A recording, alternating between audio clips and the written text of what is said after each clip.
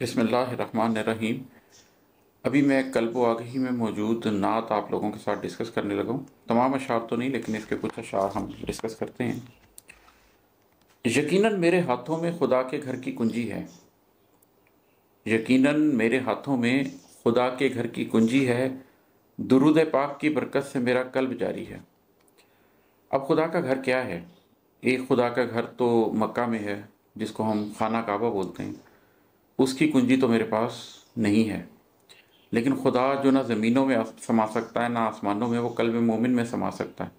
इसका मतलब है कि खुदा का एक घर मेरे सीने के अंदर भी है, और उसका नाम है कल्ब। और उस कल्ब की एक कुंजी भी है, और वो कुंजी है दुरूद पाक सल्लल्लाहु अलैहि वसल्लम। अगर आप कसरत दुरूद पढ़ते हो, नबी करीम सल्लल्लाहु अलैहि वसल्लम पर दिन रात दुरूद पढ़ते हो, तो आपका कल्ब खुलता चला जाता है, उसमें नूर उतरता चला जाता है, रोशनी उतरती चली जाती है। उसकी वजह बड़ी वाज़ेह है कि जहाँ महबूब होता है, मोहब्बत करने वाले ने वहाँ जाना ही होता है। तो जब आपके दिल के अंदर नबी करीम सल्लल्लाहु अलैहि वसल्लम बस जाते हैं, जब आपके कल्ब में दुरूद पाक पढ़ते पढ़ते पढ़ते अल्लाह के रसूल सल्लल्लाहु अलैहि वसल्लम ही होते हैं, तो फिर अल्लाह भी उस कल्ब में आ जाता है। तो यकीनन मेरे हाथों में खुदा के घर की कुंजी है। दुरूद पाक की बरकत से मेरा कल्ब जारी है। अंधेरा मोड़ है आगे, लहर तैयार बैठी है। मशीयत उनसे जुड़ जाए तो रोशन ये गली भी है। मरना तो हम सब ने है। लहर तैयार है। हर शख्स की कब्र उसको पुकारती है, रोज़ाना पुकारती है। तो एक अंधेरा मोड़ है, जब सब मुझे दफन करके आ जाएंगे, मट्टी डाल दी जाएगी और उस कब्र के अंदर मैं अकेला लेटा हुआ हूँगा। लेकिन अगर आपकी मशीयत नबी करीम सल्लल्लाहु अलैहि वसल्लम से जुड़ जाए, आप सल्लल्लाहु अलैहि वसल्लम की मशीयत क्या है? आप सल्लल्लाहु अलैहि वसल्लम की मशीयत ये है कि वो खुदा के नूर का दीदार कर रहे हैं और जन्नतुल फिरदौस में हैं और मकाम महमूद पर हैं। अगर आपकी उनसे निस्बत जुड़ी होगी, तो आपका रोज़े हश्र भी आसान होगा। आप उन मुकर्रबीन में भी शामिल होंगे जिनको साबिकून अव्वलून बोला गया है। आपको हौज़ कौसर भी नसीब होगा। आपको जन्नत में नबी करीम सल्लल्लाहु अलैहि वसल्लम का साथ भी नसीब होगा। तो अगर ऐसी सूरत हाल है, तो कब्र से गुजरना तो फिर कोई मुश्किल मरहला नहीं है, क्योंकि कब्र तो एक तरह से एक इंटर गैलेक्टिकल ट्रैवल ही है ना, कि जहाँ पर फरिश्तों ने आपसे कुछ सवाल पूछने हैं, और अगर आपने उन सवालों का जवाब दुरुस्त दिया तो आपको इन गैलेक्सीज की तरफ चला देना, और जो गलत दिया तो उन गैलेक्सीज की तरफ चला देना। तो अंधेरा मोड़ है आगे, लहर तैयार बैठी है। मशीयत उनसे जुड़ जाए तो रोशन ये गली भी है। मुझे मरने से पहले आपसे निस्बत निभानी है सल्लल्लाहु अलैहि वसल्लम। मुझे मरने से पहले आपसे निस्बत निभानी है। समझता हूँ कि एक वादे पे मेरी जान अटकी है। नबी करीम सल्लल्लाहु अलैहि वसल्लम के साथ एक निस्बत निभाने का एक वादा मैंने किया था कभी, और वो हम तमाम मुसलमानों को करना चाहिए है। और वो वादा यही है कि आप ज़मान व मकान के इस खेल में जिस जगह पर पैदा हुए हैं, वहाँ पर उम्मती होने की हैसियत से आपकी ज़िम्मेदारी क्या बनती है। आप और मैं, हम आखिर ज़मान में पैदा हुए हैं। आखिर ज़मान भी अपने आखिर के करीब पहुँचा हुआ है।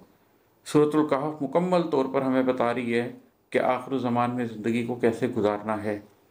तो नबी करीम सल्लल्लाहु अलैहि वसल्लम की निस्बत से, जैसे उस ज़माने के लोग जो असहाब में शामिल थे, उन्होंने उस ज़माने की हकीकत को सामने रखते हुए एक स्ट्रगल की थी, एक जद्दोजहद की थी, और उस वक्त के तकाज़ों को निभाया था। उसी तरीके से आखिर ज़मान में ज़िंदा मुसलमान को भी नबी करीम सल्लल्लाहु अलैहि वसल्लम के साथ निस्बत कायम रखते हुए इस ज़माने के लिए जो हुक्म है, जो कि सूरतुल कहफ में आया, उसको सामने रखते हुए कुछ काम करने हैं। पहले अपनी ज़ात के लिए, फिर अपने ख़ानदान के लिए, और फिर कोशिश करनी है सोसाइटी एट लार्ज के लिए। तो मैंने भी एक ऐसी कोशिश का वादा किया हुआ है। पहले अपनी ज़ात पर काम किया, फिर अपने ख़ानदान पर काम किया, और अब मैं कोशिश कर रहा हूँ कि अपनी इन कुतब के थ्रू वो पैगाम सब लोगों तक पहुँचाने की कोशिश करूँ। ये जो चैनल आप देख रहे हैं, ये इसीलिए देख रहे हैं, इसके अलावा कोई मकसद नहीं है। अगर हुब्बे नबी कम हो, इबादत कर भी लें बेशक। अगर हुब्बे नबी कम हो, इबादत कर भी लें बेशक। तबीयत में कहीं एक तिश्नगी मौजूद रहती है।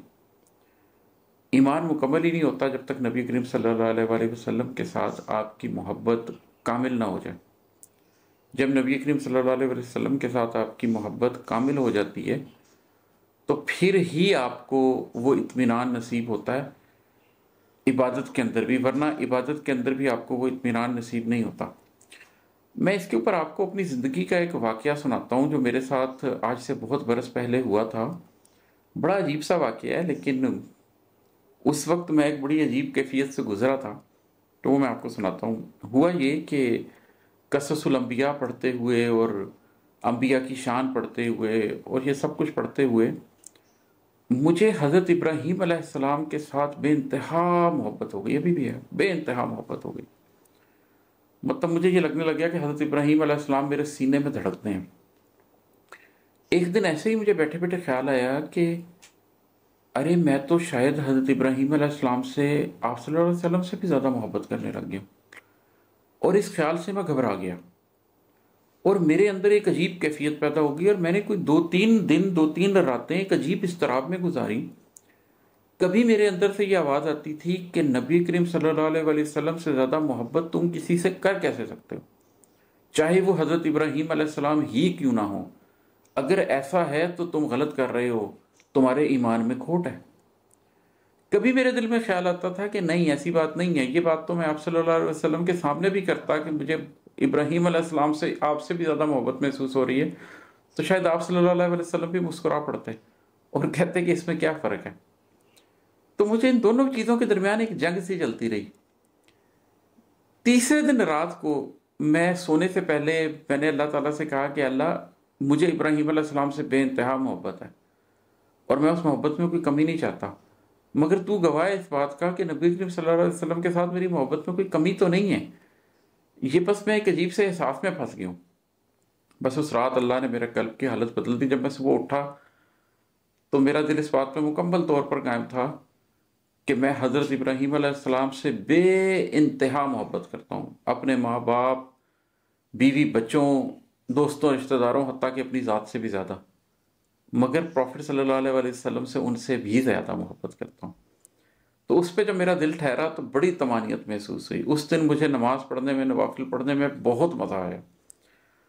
तो अगर हुब्बे नबी कम हो, इबादत कर भी लें बेशक, तबीयत में कहीं एक तिश्नगी मौजूद रहती है। मोहब्बत का दिया चमकाए रखता है मेरी सोचें, मेरे जज़्बों की सच्चाई मेरे सीने में बहती है। ये पिछले शेर से ही मुंसलिक है। खुदा क्या चाहता है ये किसी निस्बत से जाना है। मोहम्मद मुझसे राज़ी हैं, मोहम्मद मुझसे खुश हैं तो खुदा भी मुझसे राज़ी है सल्लल्लाहु अलैहि वसल्लम। खुशाम ज़िंदगी चाहे गुरूब दिल का मंज़र हो, नबी का कुर्ब हो तो फिर मुकद्दर रोशनी ही है। ये सारे शेर फिर उसी के तनाजुर में आ गए। ये 3-4 शेर होते रहे, उसी फीलिंग का एहसास है। एक और शेर सुनाता हूँ। सफ़र का तजुर्बा भी है, मुसाफत भी समझता हूँ। सफ़र का तजुर्बा भी है, मुसाफत भी समझता हूँ। मगर ये साथ ऊंचा है, मगर ये बात गहरी है। मैं ज़ात का मुसाफिर रहा हूँ। मुझे अंदर बाहर के सफ़रों का बहुत तजुर्बा है। ऐसा नहीं है कि मैं कोई मुसाफिर नहीं रहा और मैंने मुश्किल रास्ते चुने नहीं। मैंने तो ज़िंदगी भर मुश्किल रास्ते चुनता और मुश्किल रास्तों पर चलता रहा हूँ। मुसाफत क्या होती है और मुसाफत की तकलीफ़ क्या होती है उसको भी मैं खूब जानता हूँ। मैंने ज़िंदगी की मुसाफत बहुत तकलीफ़ गुजारी है। तो मुझे एक शऊर तो है इस बात का कि सफ़र का तजुर्बा भी है, मुसाफत भी समझता हूँ। बच्चा नहीं हूँ मैं। मगर ये साथ गहरा है, मगर ये साथ ऊंचा है, मगर ये बात गहरी है। लेकिन जो नबी करीम सल्लल्लाहु अलैहि वसल्लम के साथ निस्बत का ताल्लुक है, ये साथ बहुत ऊंचा है। आपके अंदर सफ़र का जितना भी तजर्बा हो, मुसाफत को जितना भी समझते हो, यहाँ पर आपकी टांगें कांपती हैं। एक दफ़ा लर्ज़ा तारी होता है आपकी ज़ात पे, खौफ महसूस होता है इसलिए कि यहाँ पर फिसलने की सज़ा बहुत ज़्यादा है। तो इसलिए आपने उस ताल्लुक़ को निभाना है। ये बात बहुत गहरी है। नबी करीम सल्लल्लाहु अलैहि वसल्लम के साथ ताल्लुक़ जोड़ने के बाद उस ताल्लुक़ की ऊंचाई और गहराई को समझना और उसको निभाने के लिए फिर सर धड़ की बाजी लगा देना, ये जानना कि ये ज़रूरी है, बेइंतहा ज़रूरी अमल है। अगर ईमान हो सीने में तो फिर कल्ब की मट्टी मोहम्मद मुस्तफ़ा के नाम से ज़रख़ेज़ होती है सल्लल्लाहु अलैहि वसल्लम। ये तो बड़ी सादा सी बात है कि कल्ब की जो मिट्टी है ना, अगर आपके अंदर ईमान है तो फिर उसकी ज़रख़ेज़ी के लिए जो आपने खाद डालनी है ना, वो दुरूद ही है। दुरूद इब्राहिमी पढ़ते जाएं, पढ़ते जाएं, पढ़ते जाएं, प्रॉफेट सल्लल्लाहु अलैहि वसल्लम का नाम लेते जाएं। ये मिट्टी ज़रख़ेज़ होती जाएगी और अल्लाह की तरफ आप बढ़ते जाएंगे। अभी तो एक पहर उनकी मोहब्बत में बिताया है, अभी तो जिक्र बाकी है, अभी तो रात ठहरी है। ये पूरी पूरी रात नबी करीम सल्लल्लाहु अलैहि वसल्लम की मोहब्बत में देने का नाम है, आप सल्लल्लाहु अलैहि वसल्लम से इश्क। और एक शेर चले और सुना देता हूँ। खुदा के इज़्न से ही है शफात तो रसूलुल्लाह, मगर कुछ उम्मती होने से भी उम्मीद बढ़ती है।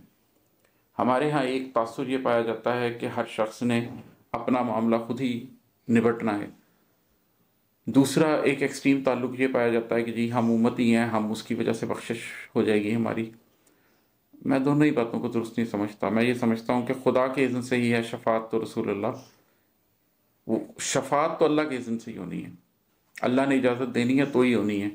इसलिए मैंने अपना अमल लेकर जाना है, उस अमल के बगैर शफात नहीं होनी। नबी करीम सल्लल्लाहु अलैहि वसल्लम ने भी अपने कुछ उम्मतियों की, अल्लाह माफ़ करे, शफात नहीं करनी। इसलिए अमल के मैदान में पूरा उतरना। लेकिन जब अमल के मैदान में पूरा उतर लें, अपनी तरफ से हर काविश कर लें, तो उसके बाद जो एक खौफ रह जाता है, उसमें ये एक एहसास भी है कि नहीं, नबी करीम सल्लल्लाहु अलैहि वसल्लम के उम्मती हैं तो अल्लाह की तरफ से इंशाल्लाह रहमत होगी, और अल्लाह की तरफ से ये इज़्न दे दिया जाएगा नबी करीम सल्लल्लाहु अलैहि वसल्लम को कि इस शख्स की शफाअत फरमा दीजिए।